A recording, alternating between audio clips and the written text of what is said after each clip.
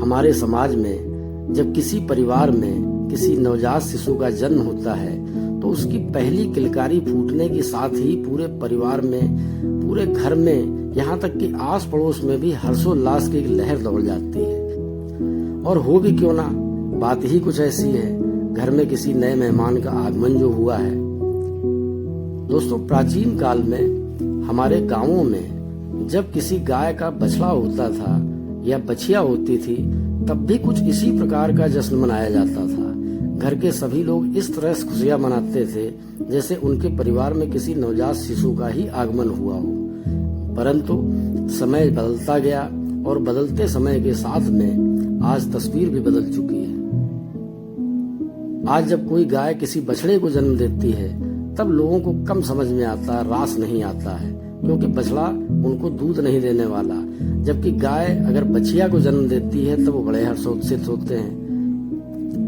एक गाय की औसत उम्र 15 से 18 साल की होती है और वो अपने जीवन काल में 4 से 6 बार बच्चों को जन्म देती है और उस दरमियान वो दूध देने की स्थिति में होती है।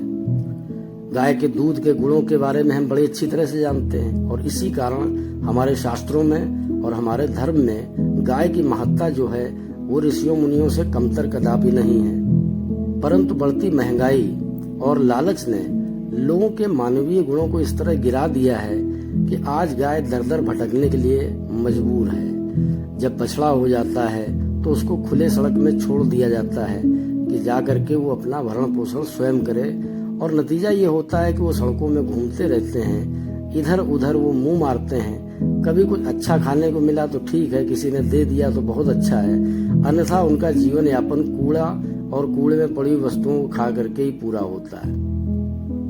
कई बारी कूड़े के साथ में पन्नी और नुकसानदायक पदार्थ वो खा लेते हैं जिससे उनकी मौत भी हो जाती है।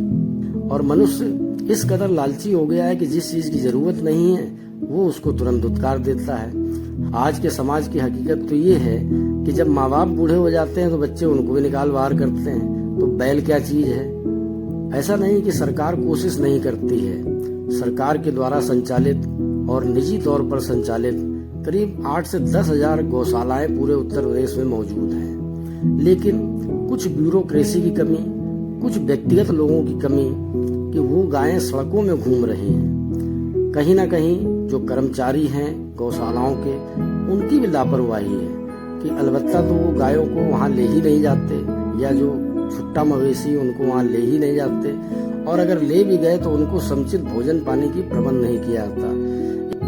सरकारी नियमों का ठीक से संचालन न होने के कारण गौशाला संचालकों को कई बार धन की कमी का भी सामना करना पड़ता है। और जब पैसे ही नहीं होंगे तो संचालन वो कैसे करेंगे? कहाँ से पशुओं को अच्छा भोजन खिला पाएंगे?